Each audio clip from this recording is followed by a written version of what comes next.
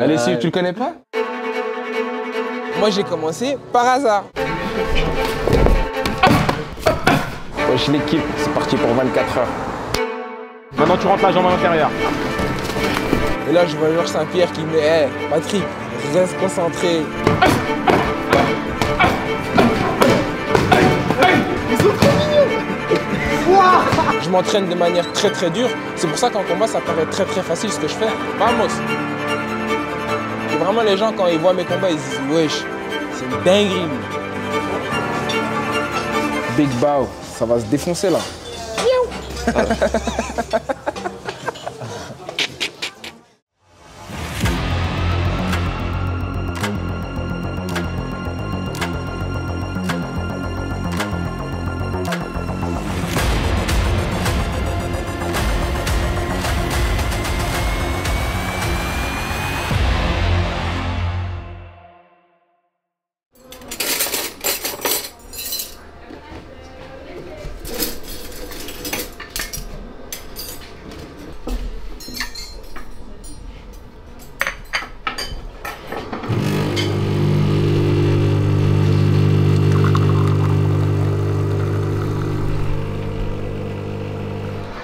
Carré.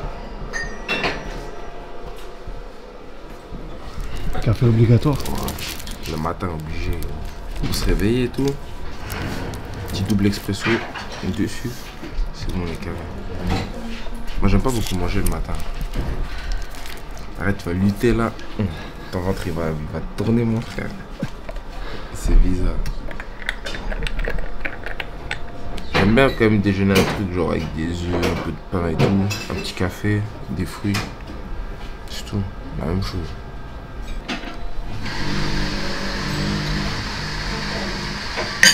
Je mange toujours léger, moi.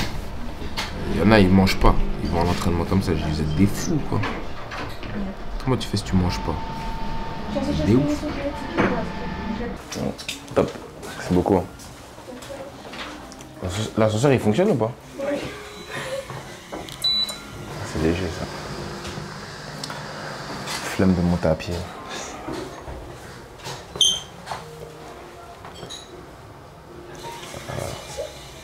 Toute la journée on va être comme ça. T'as bien mangé? Et t'as 24 heures. Ah. Non, quand même pas, un peu moins. Un peu moins. J'espère, ouais. Occupé.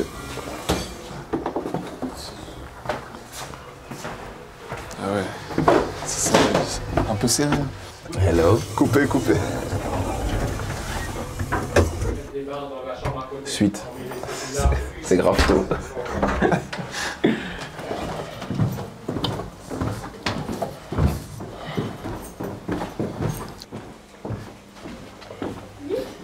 Carré, ça filme les descentes d'escalier, comme dans les films. Let's go. Bao. Wesh l'équipe, c'est parti pour 24 heures. Let's go. Là ici on est parti pour une semaine de camp à l'US Métro, chez Johnny Frachet. Donc déjà merci pour l'invitation. Et on va être parti pour une semaine de sparring, hein, la bagarre, pendant une semaine. Là. Aujourd'hui là je crois c'est cage control. Aujourd'hui c'est cage control, lutte, davai. Rappelle-nous, c'est pourquoi la préparation? Pour le 14 octobre à l'AEF 4 où je vais défendre ma ceinture. Et c'est parti, hein, ça va envoyer quoi. C'est pas où encore? Gros, mon sens de l'orientation comme Zoro dans One Piece, gros. Patrick, Ouais. nous on s'est rencontrés il y a presque un an Ouais, c'est à ça. Bruxelles. Qu'est-ce qui a changé? Beaucoup de choses, hein. Toi-même t'as vu, il y a beaucoup de choses qui sont passées. Franchement, sur cette saison, c'était une saison incroyable. Il y a eu 3 ceintures, il y a eu un award de la performance de l'année. Et ça fait plaisir d'être, je crois, le premier Belge en amateur à avoir fait la performance de l'année dédiée par l'IMAF. Le record des KO avec l'IMAF et le record des finishes aussi, je pense. On a fait énormément cette saison sur 11. Je crois que j'ai eu 12 combats, 11 victoires. J'ai 9 finitions, et, dont 8 KO et une soumission, quoi. En fait, c'est pas du hasard, c'est ça le truc. Quand les gens ils voient des KO ou bien la soumission, tu sais, à la John Jones, là, qui avait fait le tour d'Internet, c'est pas du hasard, ça. Ça a été travaillé à l'entraînement. T'en parles à l'instant, t'as 9 finishes. tu es un combattant spectaculaire. C'est ça. C'est important pour toi de marquer le coup sur chaque combat? Toujours. Toujours. Pour moi, je pense que, en fait, ma vision du MMA, c'est que si tu dois trouver la faille chez ton adversaire. Et pour moi, trouver la faille, c'est que tu es capable de terminer le combat. J'aime pas trop les décisions. À part, tu sais, t'as fait vraiment un combat de fou et le mec, il a un menton, il veut pas tomber. Ou bien c'était une grosse guerre. Alors ça, oui. Mais personnellement, quand on voit que tu es vraiment au-dessus et que tu n'es pas capable de le finaliser, pour moi, je trouve que tu es un peu sur ta faim. Et je trouve que tu devrais être capable de pouvoir terminer les combats. C'est pas un piège aussi, quelque part, de finir trop rapidement ces combats à chaque fois? Trop rapidement, oui et non. En fait, oui, parce que je peux comprendre les gens qui disent on ne sait pas de quoi il est capable, on ne sait pas ce qu'il vaut. Mais après, moi, je me mets tellement en difficulté. C'est pour ça que je fais beaucoup de camps à l'étranger avec des mecs vraiment valables, parce que je me mets en difficulté à l'entraînement. Je vais vraiment faire des gros sparring avec des mecs qu'on ne connaît pas. Et donc, c'est du combat, en fait. On fait des 3x5, des 3x3, des 5x3, où on se rentre dedans. Et là, je fais mes rounds. Parce que de toute façon, là, je ne vais pas aller chercher le KO à l'entraînement. Même si ça peut arriver, mais c'est pas le but, quoi.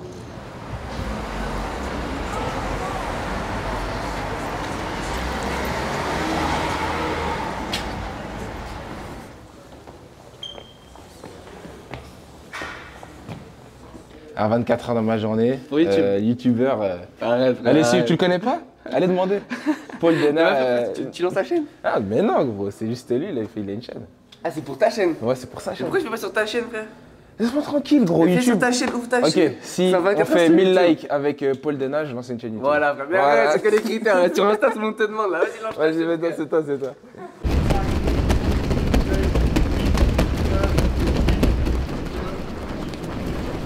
Allez, go. 1, 2, 3, 4, 5, 6, 7, 8, 9 et 10. Je m'appelle Tarek et je suis l'entraîneur de Patrick, la team Sendo en Belgique. Ça fait partie de la préparation de son prochain combat, à lui, du prochain combat de Nassim aussi et du prochain combat de Boris. Donc ça fait partie de la préparation de bouger un peu, aller un peu à l'extérieur et faire un camp d'entraînement. On est allé le mois dernier chez Aldric Cassata, au Boxing Squad. Là maintenant on est ici et honnêtement pour moi c'est ce qui se fait de mieux en France. En termes de pédagogie, en termes d'accueil, en termes d'infrastructure et en termes de qualité de partenaire d'entraînement. Comment tu le sens, Patrick? La prépa se passe vraiment bien. Ouais, je le sens, il est comme d'habitude, motivé, déterminé, discipliné, prêt à y aller. On s'est rencontrés il y a 1 an sur la chaîne. Qu'est-ce qui a changé en 1 an? Comment il a évolué, Patrick? Sa progression elle a été meilleure que les autres années, de par le fait qu'il commence de mieux en mieux à comprendre le game, de mieux en mieux à développer son propre style. Et voilà, tout simplement. C'est une position plus délicate de défendre sa ceinture, selon toi? Non, parce que le mindset avec lequel il vient, c'est pas le fait de défendre sa ceinture, mais de venir combattre pour la ceinture. Donc c'est le mindset dans lequel il approche le combat. C'est un combat plus pour lui. Ce qu'on peut attendre de ce combat, c'est que ça va envoyer dans tous les sens, des deux côtés. Je pense que dans les premiers échanges, on verra qui prendra l'avantage et qui gagnera.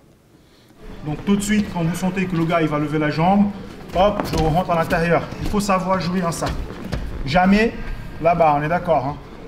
Donc ou milieu ou extérieur. Donc je vais bien écraser mon pouce sur ma cuisse là pour que ça commence à faire ça. Pour qu'il commence à perdre l'équilibre, pour qu'il commence à mettre son épaule en avant. Stable, vas-y bouge un petit peu. Je suis là, je suis bien. Je tire l'épaule vers le haut. Je casse la saisie. Bam. Tout de suite ici, hop, je rentre le bras. C'est bon? Allez, go.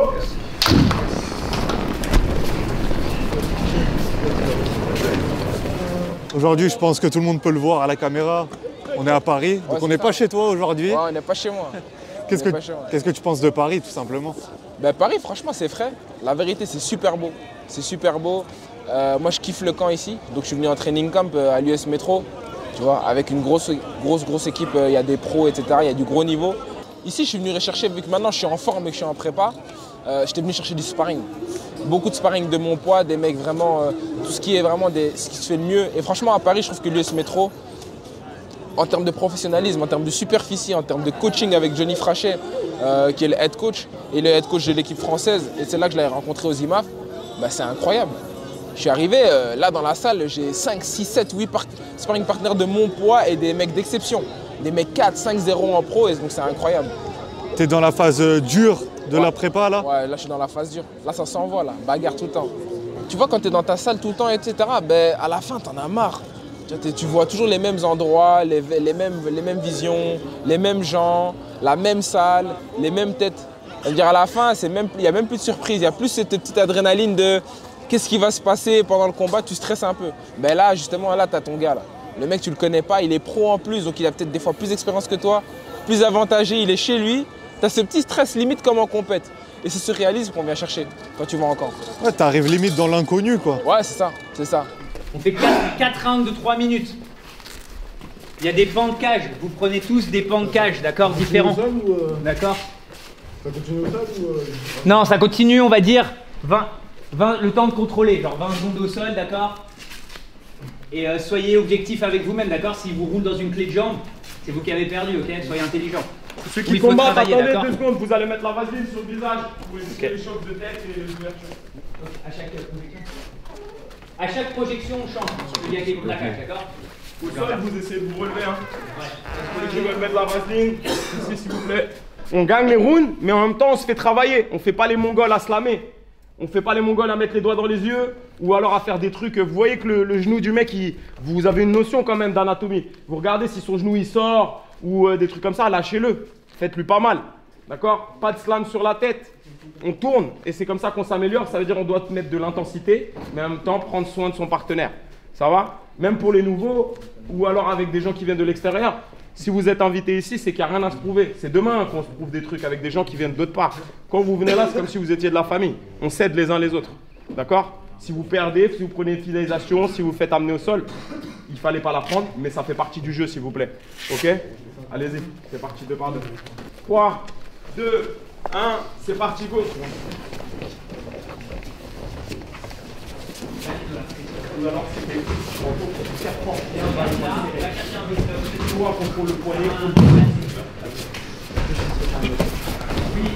T'es allé aussi à Nice, au Boxing Squad, faire un camp d'entraînement là-bas.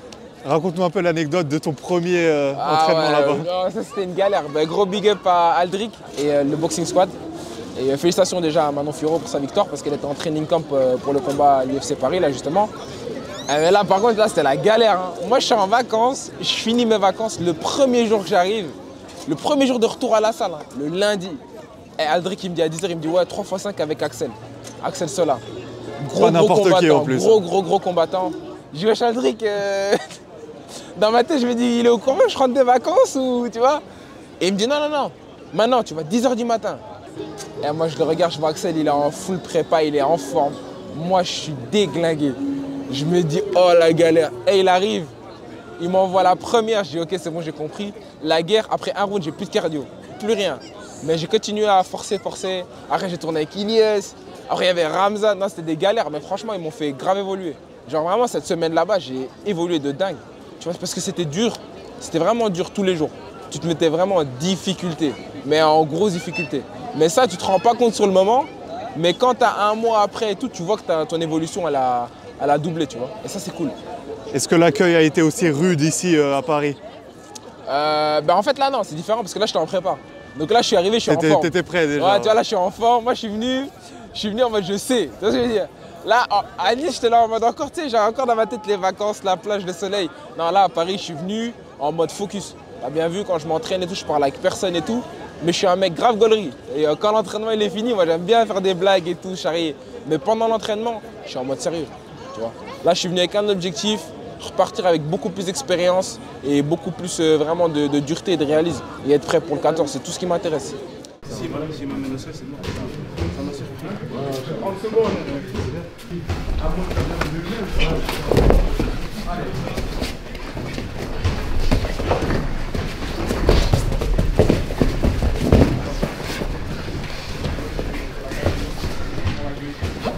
Très bien, encore, va dans le dos, on continue. C'est dans les rotations que tu peux combattre le neuro. C'est bien, super. Encore. Ouais, encore. On revient contre la cage. Très bien. Défends les jambes. Ouais. Tu lèves Nikita, voilà. Oublie de lever là. C'est bien tous les deux, c'est super. Encore. Maintenant, tu rentres la jambe à l'intérieur. Encore, Nikita, la même. Encore. Ah, c'est bien. Soufflez. Stop. C'est bien tous les deux. Vous restez ensemble. Essaye même de déséquilibrer le gars.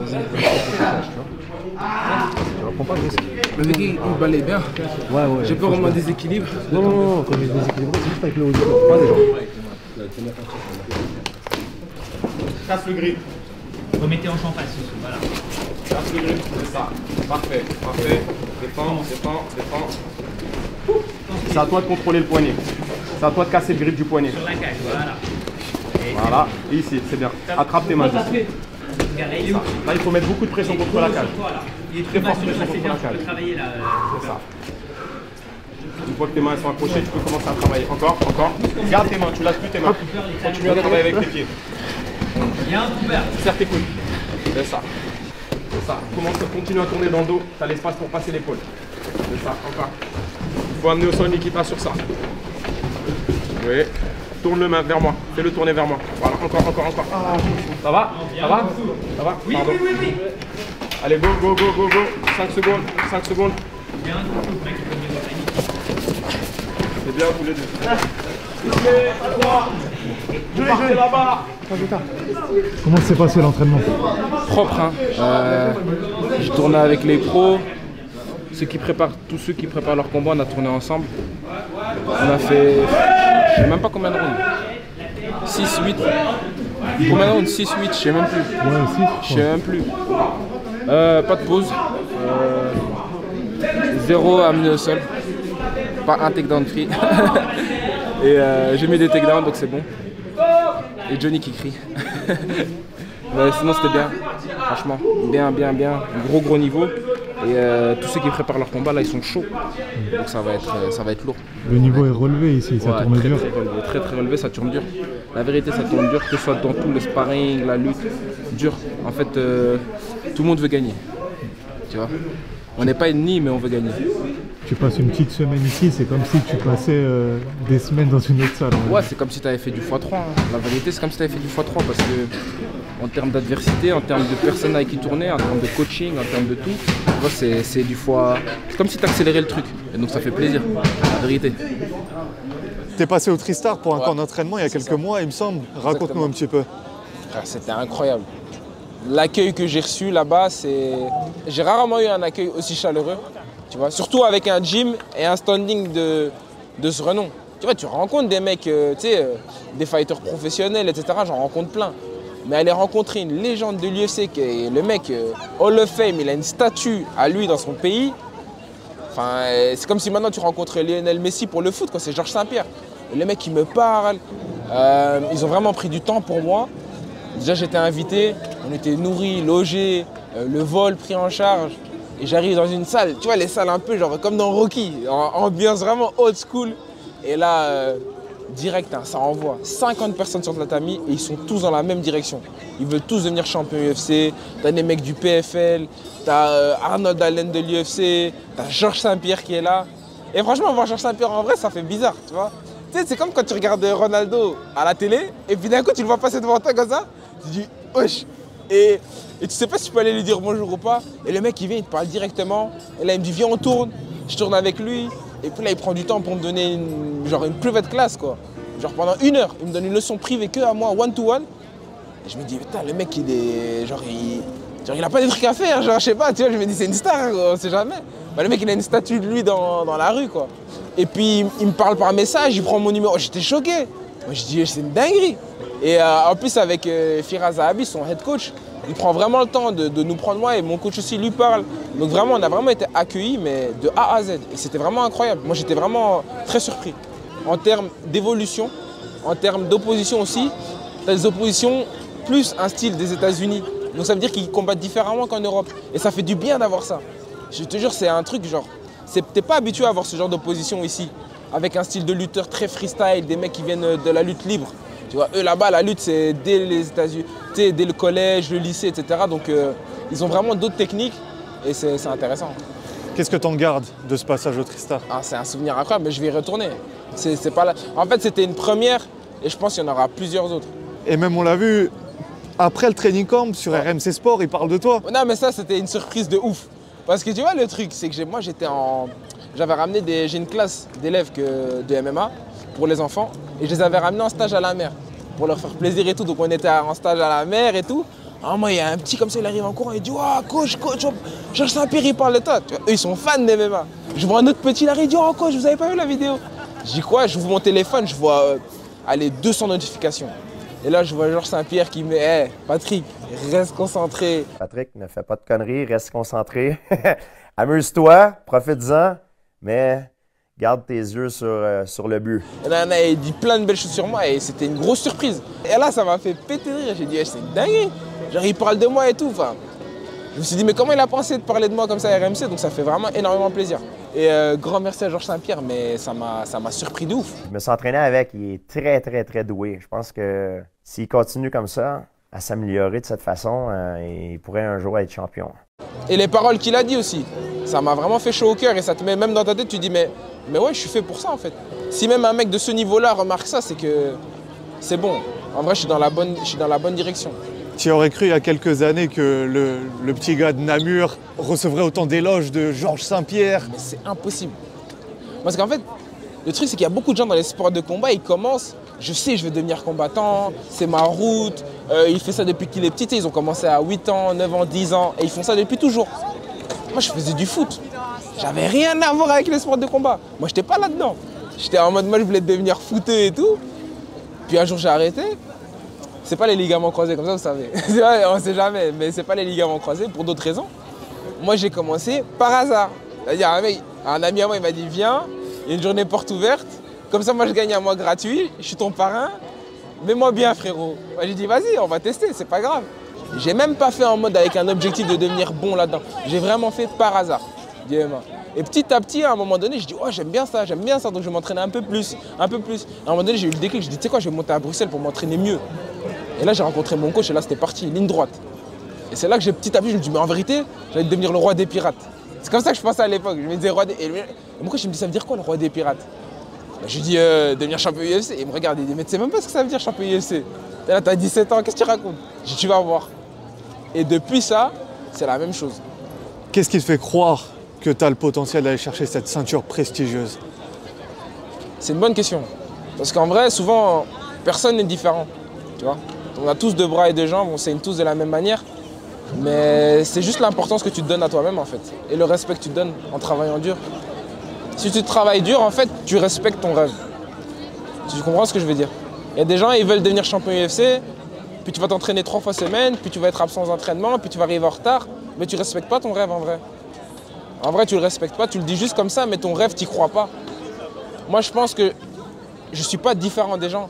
Mais là où je fais la différence, c'est que je crois à mon rêve et je crois à mes objectifs. Et donc, je fais en sorte de pouvoir avoir ces objectifs et de pouvoir les réaliser. Je mets juste les chances de mon côté, en fait. Et tu peux pas te mentir à toi-même. C'est ça. Tu peux pas te mentir à toi-même, surtout tu peux pas mentir aux autres. Et dans la cage, tu peux surtout pas mentir. Parce qu'on le verra si tu n'as pas travaillé. Tu peux être très bon techniquement, mais à un moment donné, ta technique elle va pas passer. Pourquoi? Tu étais fatigué, tes bras sont lourds. Et à ce moment-là, tu fais une erreur, mais le problème c'est que dans la cage, tu le payes cash.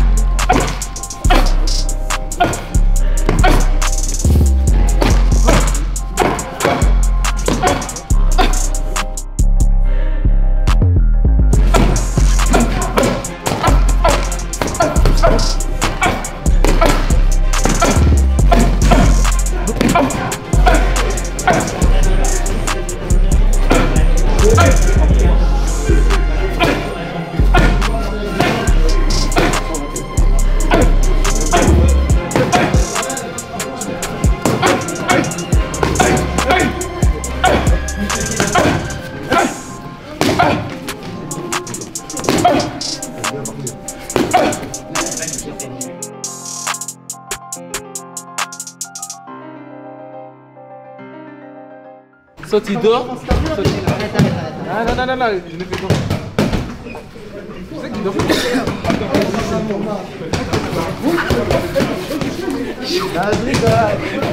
Tiens. Attrape-le par les gars. Attrape-le. Allez, tape.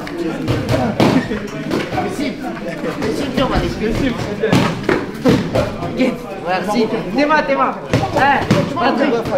Patrick. Voilà. Regarde les deux, comment ils sont mignons. Ils sont trop mignons.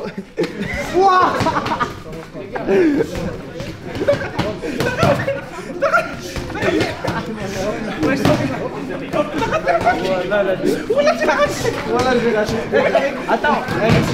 Présente-nous tes gars quand même. Ici, t'as Yannick. Il vient de faire sa transition MMA, champion du monde de jiu-jitsu combat. Il vient de commencer 1-0, premier combat. J'étais dans le coin. C'est ça. C'est ça, le frère, il est là. C'est ça. Après là, t'as Boris. 8-0, 6 KO ou 7 KO. Je sais même plus, voilà. Moi, on l'appelle Ngannou, t'as capté. Boris. Hein? Regarde la forme, Hamid, mec. Regarde le bazar. C'est chaud. Et puis là, t'as Nessim. Non, maintenant quand tu te lèves, tu glisses ici. Il est trop mignon. Non, tu te lèves comme une cuillère, une passe D. 3e mondial à Limoges, vice-champion d'Europe. Je crois que c'est un des plus gros potentiels en Belgique. Parce qu'il a que 19 ans. Et il a déjà 18 combats, un truc comme ça. Donc niveau potentiel, c'est un diamant lui. Juste, tu vois, faut qu'il devienne un peu plus mature. Mais je te jure que dans son style, hein, parce qu'il est dans sa tête, il est très grand. Mais dans son style, il faut qu'il devienne un peu plus mature. Mais c'est un gros diamant. Nessim Makdim. Et franchement, frérot, c'est un bon petit frère. Et puis voilà, après, t'as le reste des Belges. Hein. T'as Movzar Ibrahimov, t'as Steven Cheyou, t'as Losen Keita, t'as Oki Bolachi. T'en as plein, ils font du sale. T'en as vraiment énormément. T'as Joey Nassela qui est aussi à la cage. T'en as beaucoup. Franchement, en Belgique, on a une grosse vague de combattants qui va arriver. Et ça fait plaisir. Franchement, ça fait plaisir. Et je suis content d'en faire partie. Et Inch'Allah, on va tous être au sommet. Tu vois. Moi, pour moi, il y a de la place pour tout le monde, mais j'ai hâte qu'on parle plus de la Belgique aussi. Tu vois. Au niveau amateur, il y a quand même une petite concu entre Belges et Français. Ouais, mais la vérité, au niveau amateur, franchement, même quand on regarde le résultat aux IMAF, on est au-dessus en termes de médailles et tout. C'est pas parce que je suis à Paris, mais la vérité, je crois qu'on est au-dessus, tu vois. Mais en termes de pro, t'as vu, les Français, il y en a, ils ont déjà combattu pour la ceinture UFC, ils ont voilà des champions dans toutes les orgas presque, tu vois. C'est pas comparable. Au niveau pro, la France, elle est loin devant, mais on arrive. Tout le monde se tire vers le haut. Ouais, c'est ça, tout le monde se tire vers le haut. C'est cool que les Français et les Belges, il y a une bonne alchimie en fait, tu vois. Par exemple, là, Oki, il a signé, il y a plein de médias français qui l'ont partagé. Quand je combats, il y a plein de médias français, bah regarde-toi, énormément de médias français qui me partagent et qui me suivent et qui me donnent la force, tu vois. Limite plus que des Belges, et ça, franchement, ça fait plaisir de ouf. Tu vois, là, on a accueilli par Johnny, c'est le coach de l'équipe nationale française. Il nous a accueillis comme ça, tu vois. En plus, aux IMAF, quand on est là, on se soutient, tout le monde crie pour tout le monde, tu vois. Dès que c'est un Français ou un Belge qui combat, on vient tous regarder. Non, il y a une bonne alchimie. Et si les mecs doivent s'affronter, bah ils s'affrontent et puis c'est tout, il n'y a que du respect. Tu vois, nous, il n'y a jamais de... Il n'y a pas de trash talk en tout cas. Tu vois. Là, on a fini le charbon, t'as vu, donc la vérité, moi j'ai fini là, c'est bon. J'aime bien rigoler à la fin de l'entraînement. Pendant l'entraînement, j'aime bien, genre je parle pas, t'as remarqué, tu vois. Je parle pas du tout, mais après l'entraînement, tu décompresses un peu, tu vois. Moi, je pense qu'il faut avoir une vie en dehors du MMA, gros. Ça y est, tout à être sérieux. Ça y est, tu vois. Mais sinon, il faut savoir décompresser au bon moment. Mais voilà. T'es pas encore en amateur? Mais déjà aux Europes, qu'est-ce qui s'est passé? Aux Europes? Ah, j'ai flopé. Je t'ai ramené l'Israélien, il était attendri. Quel attendri? Ah si, je ne laissais pas. L'Israélien est sorti du combat avec moi, Kamas, en boitant. Voilà, derrière, il l'a mis KO, oui. Je l'ai mis KO. Attends, je t'ai ramené un beefsteak attendri, et tu le sais. Et les 4 que j'ai mis KO, ils étaient tous oui, attendris? Non, mais ça après c'est quoi ton histoire? Moi je m'occupe de la mienne. Même il est milieu, lui. Attends, je m'occupe de mon histoire. Maintenant, j'ai flopé. Il s'en est occupé. J'aime bien comment il a commencé d'abord. moi j'ai rien à foutre. Quand on floppe, on le dit. Mais t'as perdu avec Israélien? Ouais. Mais après. Non, je voulais savoir. Décision. Mais tu vois, c'est quand tu savais pas. Ah, mais je voulais savoir. Tranquille, me dis, va. Voilà, dis-là, je voulais savoir. La vie de ma mère, je voulais savoir. Attention, tu sais quoi? Là, t'as encore de ça, tu sais. Voilà, tu sais pas. Voilà, je sais pas. Dieu est bon, je vais m'abstenir. Moi, j'ai rien à voir. Voilà, je vais m'abstenir. Comme vous dites, je vais m'abstenir. Là, tranquille. Dieu est bon. Oui, mais dis voilà. Si je dis quelque chose, voilà, je vais moi-même quitter la salle. Là, je vais. À quel point tu as évolué depuis un an, depuis les IMAF l'année dernière? Pour moi, j'ai l'impression d'avoir la maturité qui commence à être bonne. Même par rapport à mon âge, ma maturité physique aussi, ma maturité de combat. Donc c'est normal que les choses s'enchaînent et que les choses puissent paraître extraordinaires. Mais moi, je travaille de manière extraordinaire aussi dans l'ombre, tu vois. Je m'entraîne de manière très très dure. C'est pour ça qu'en combat, ça paraît très très facile ce que je fais. Mais c'est pas le cas en fait. Je sais que les gens, tu sais, ils s'arrêtent beaucoup à highlight maintenant, en 2023. Ils vont à un KO, bam, c'est tous fini, le mec il a mis un KO. Ils voient une soumission en 20 secondes, bam. Et le problème c'est que vu que je mettais des KO et des soumissions dans les premiers rounds, tu vois pas trop en fait de quoi je suis capable chaque fois. Et crois-moi, j'ai hâte de pouvoir montrer de plus en plus à chaque fois. Et s'il faut choquer, je continuerai à choquer, de toute manière. Mais dans tous les cas, ça ne veut pas dire que moi, j'ai pour objectif de faire des 3 rounds à chaque fois. Moi, je suis venu pour terminer. Chaque fois, je viens pour éteindre si je peux éteindre. Moi, je veux être retenu en termes de performance. Que vraiment, les gens, quand ils voient mes combats, ils se disent « Wesh, c'est une dinguerie, lui. » Vraiment, ils disent « Là, c'est trop. » Genre, encore lui, encore il a fait ça, encore. Et que je mette c'est moi, wesh. Tu vois, toujours.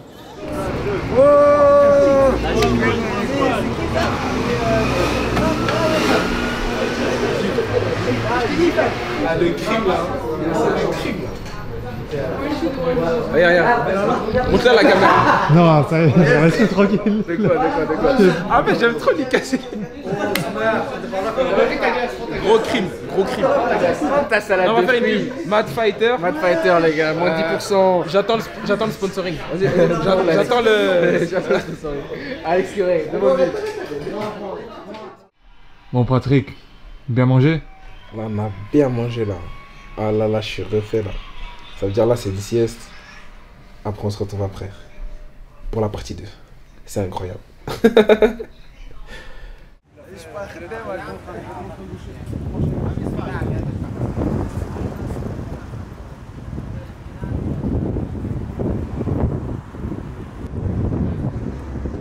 On va parler de cette carte de la EF4 pour laquelle tu seras en main event. Ouais.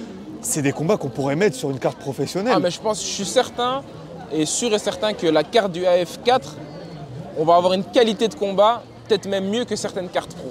En Europe, il n'y a pas une carte amateur que je trouve meilleure que celle-là en tout cas. De l'AF, là, ils ont fait très très fort. Très très fort. Tous les combattants qu'ils ont pris, très fort. Que je les aime ou pas, ils sont très bons. Tu t'attendais à une telle explosion aussi rapide du monde amateur dans les pays francophones, on va dire? Non, mais comme j'aime dire avec la génération terrible, je pense que même en France et aller en Belgique avec les résultats qu'il y a eu aux IMAF et puis aussi les autres amateurs qui font des résultats dans d'autres compétitions, il y a vraiment une génération terrible en ce moment. Ça fait 1 an que les amateurs, ils ont tellement performé que les promoteurs se sont dit, bah écoute, moi aussi je vais faire un gala amateur. En vrai, il n'y a plus que les pros. Même les amateurs, ils sont très bons. Alors qu'à l'époque, on était plus derrière. Tu vois, on était plus dans l'ombre, on mettait 2-3 amateurs en début de carte, ciao, rentrer à la maison et puis on met les pros. Mais là maintenant, ils se rendent compte que même les amateurs, ils sont très valables en fait. Et quand tu connais un amateur, je pense que c'est parce qu'il est bon. On ne connaît pas un amateur parce que voilà, même si tu es connu sur les réseaux, c'est très bien. Tu as ta hype sur les réseaux, tu as ton branding, c'est super. Mais je te promets que dans le milieu, quand tu es reconnu par les combattants, et ça c'est le truc le plus important, quand tu es reconnu par les gens qui font ton métier, les combattants, les coachs, c'est que d'office le mec il est bon et qu'il est valable. Et là, Willy, il a fait en sorte de mettre vraiment des gens valables. On s'en fiche que l'un il a 900 abonnés, l'autre il en a 100 000. Ce qui compte, c'est que les deux soient valables. Entrer dans l'histoire du MMA, dans les livres, ça a été ton objectif dès le départ? Dès le départ. Quand je me suis dit je veux devenir le roi des pirates, je me suis dit Goldie Roger. C'est-à-dire moi je veux que mon nom il traverse les années. J'ai une soif de victoire, j'ai une soif d'héritage, j'ai une soif d'histoire, j'ai une soif de legacy. J'ai envie que mon nom il soit dans les docus. J'ai envie que, tu vois, genre comme on parle de Georges Saint-Pierre, un jour on parle de moi. C'est ça qui me fait rêver. Mais je veux parce que je sais très bien que les champions UFC par exemple, t'as vu il y en a peut-être eu 100. Et tu vois, tu vas pouvoir en citer quoi? Allez, peut-être 10. Donc moi j'aimerais bien que plus tard un jour on cite mon nom. Et pour ça, il faut rentrer dans l'histoire. Il n'y a rien à faire, c'est comme ça, la concurrence elle est tellement dure que tu es obligé de marquer le coup. Et pour marquer le coup, il faut faire des performances et aussi que les gens t'aiment bien. Et ça pour moi, je trouve qu'il n'y a rien de pire que de devoir forcer. Moi j'ai jamais voulu forcer l'amour des gens. Ça me fait énormément plaisir, mais je kiffe qu'ils kiffent ma personnalité pour ce que je suis. Parce que j'ai pas dû changer et je changerai jamais. C'est tout ou rien pour toi le MMA? Ouais, c'est tout ou rien. Il n'y a pas de plan B, il n'y a pas de tout droit. Pas de ralentir. Non, vas-y, attends, refile. Ah, mon gars.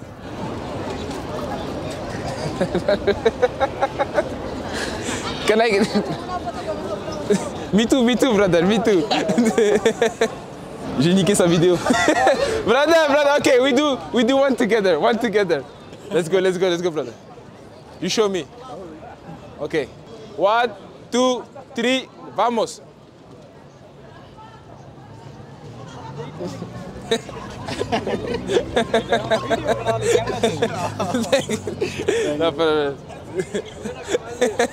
C'était quoi ça? Frère, il croit que c'est Bruxelles ou Namur, ici, il est chez lui. Je sais pas. Mais... Attends, t'as même pas ton plan sur toute la place, mets-toi là, frère. Ah ouais. Okay. Bah ouais, attends. Oh là là. Mais tu sais que ça rend stylé, hein. Quelque chose à dire? Rien. La vérité, c'est Paris. Ici, c'est Paris. Allez l'OM. Oh, là, tu as son égo. Moi, tu sais que sa tête, elle a changé. Tu sais quoi, là, sa tête, elle a... Il m'a regardé ça. Il m'a regardé. En fait... Ça va biper ce truc. Parce qu'on a commencé avec ici, c'est Paris. Et après, on a dit, allez l'OM. Le mec, il a dit, je suis pas d'accord. Comment ça, allez l'OM? Ici, il y a des bons petits restaurants là-bas, mon frère. Tu vois là-bas, là, que des petits restaurants. Moi, je connais ça. Là-bas, je vais tout le temps. C'est carré. Là, t'as le café Carrette, là. Mais tu connais bien Paris, toi, en fait? Je connais bien, mon frère. Je connais grave bien, wesh. Pour revenir à ton prochain combat, main event de la EF4. C'est ça. À quel point tu t'es préparé pour ce combat? Je préfère que les gens sous-estiment. Je préfère qu'ils pensent que je sous-estime, que je prends ça à la légère. C'est très bien comme ça. Parce que s'ils pensent qu'un jour je vais prendre un combat à la légère avec tous les enjeux qu'il y a derrière, c'est qu'ils n'ont pas encore compris. Parce que j'ai vu beaucoup de choses dans ma carrière. Sur 30 combats, j'ai vu des gros tueurs, comme j'ai vu d'autres physiques, comme j'ai vu d'autres combattants. Ça veut dire moi, c'est un combat comme un autre. Par contre, ce qui n'est pas comme un autre, c'est que tu vas venir pour arracher ma ceinture. Et ça va pas passer. Moi, je sais qu'il vient pour prendre cette ceinture et c'est mort. Après, le bonhomme, je ne le connais pas personnellement. J'ai rien contre lui, mais moi, je viens pour éteindre. Donc ça veut dire que moi, si tu viens pour prendre ma ceinture, mon frère, tu vas repartir sans. Et je compte bien te faire dormir, c'est tout ce que j'ai à dire. Chez eux, c'est chez nous. Ça veut dire moi, je garde la ceinture et je la ramène dans le 5000. Maintenant, il sait qu'il te met en main event, il y aura du show, non? Ah, il y aura du show. En tout cas, moi, je viens pour combattre. Dans tous les cas. J'ai jamais refusé un combat. J'ai jamais été en retard à un combat. Et j'ai jamais fait un combat qui était ennuyant. Là, je suis excité au max. Là, j'ai vraiment hâte. Là, j'ai vraiment hâte. Genre, quand je dis ça, je compte les jours. Genre, j'ai hâte. J'espère qu'il sera là. Et je pense qu'il sera là. Mais dans la cage, ça va envoyer. Qu'est-ce qu'elle représente, cette ceinture, pour toi? C'est pas la ceinture, je m'en fiche, moi, de la ceinture. Moi, c'est le prestige et l'histoire. Si je peux ajouter des têtes ici, là, dans mon panier, c'est top. Et des mecs vraiment valables. Parce que quand tu bats un mec valable, ça veut dire que toi, tu étais au-dessus. C'est ça que je veux. Qu'est-ce qu'on peut attendre de toi sur ce combat? Tu me connais, non? À ton avis?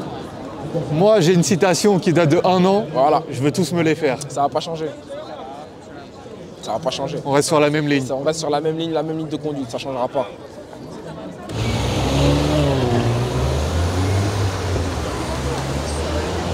Ah, on va faire des plans comme ça, là.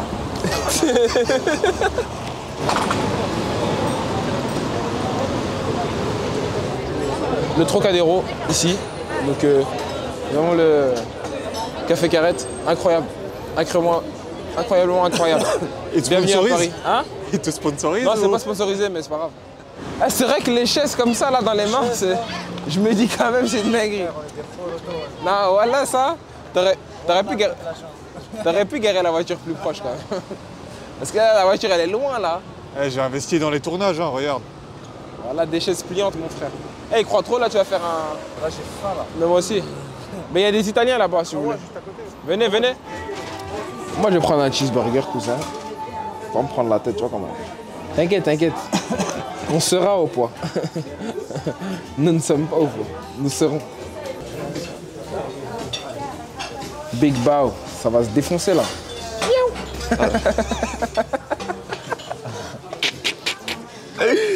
À l'aise. C'est un bon repas, ça, après une bonne journée. C'est ça, on est en diète. Hein. Parce qu'en fait, on est combattant, tu vois, tout ça. On s'enquête. Ça mange bien. toute façon, on est au poids. Large. Bon appétit. Mayonnaise, ketchup, comme un bon Belge. Vive la Belgique, hein. Ah, les frites françaises et les frites belges? Non, vous êtes loin derrière. Ah là, vous, elles sont éclatées, vos frites. Hein. Oh non, elles sont éclatées, les frites françaises. Il n'y a pas photo. C'est mort. Tu sais, des fois, quand tu repenses au passé, tu dis, ouais, le chemin à parcourir, il était pas mal. Mais après, moi, je suis nulle part. Hein. Faut pas commencer à parler comme si on avait une ceinture de l'UFC ici, et ça y est, on a fini. En fait, les gens, ils ont beaucoup cette habitude de... Tu vois, une fois qu'on a un petit succès, c'est bon, je m'arrête à ça. C'est bon, je suis satisfait. Tu vois. Mais si tu es satisfait dans cette route-là, c'est pas fait pour toi. Tu peux pas satisfaire du minimum, en fait. Ça veut dire que pour moi, je vois les choses comme des étapes. Mais par contre, c'est très important de temps en temps, tu vois, quand tu as un petit coup de mou, de temps en temps, quand tu as des doutes, pose-toi, regarde derrière. Parce que le gars, quand il avait 17 ans, là, il pensait pas qu'il allait accomplir ça. Donc le gars de 17 ans, il serait super content d'être là où tu es maintenant. Donc sois fier de ce que tu as accompli. Mais par contre, ne sois jamais satisfait, tant que tu n'as pas fini le jeu. Inch'Allah, un jour, on va faire cette interview dans 3-4 ans avec une grosse ceinture UFC là. Et là, on pourra dire, ouais, qu'est-ce que tu en as pensé de ton chemin en MMA? Et là, je te dirais, ouais, je suis plus vers la fin. Et une fois qu'on aura fini le jeu, peut-être dans 3-4 ans, on reviendra devant la Tour Eiffel. Et là, on pourra dire, c'est bon, on a fini. Et là, je suis fier. Et là, c'est bon, le jeu, il est fini. De toute façon, c'est pas la dernière fois qu'on te verra sur cette chaîne. Ah, c'est pas la dernière fois. T'as vu il y a 1 an, on te revoit aujourd'hui, on espère te revoir dans des organisations et encore plus prestigieuses sur le toit du monde. On va me voir. On reviendra ici dans quelques années au même endroit. On va revenir, c'est bon, c'est carré, c'est acté. C'est acté devant la caméra. On va revenir. On va revenir, c'est bon.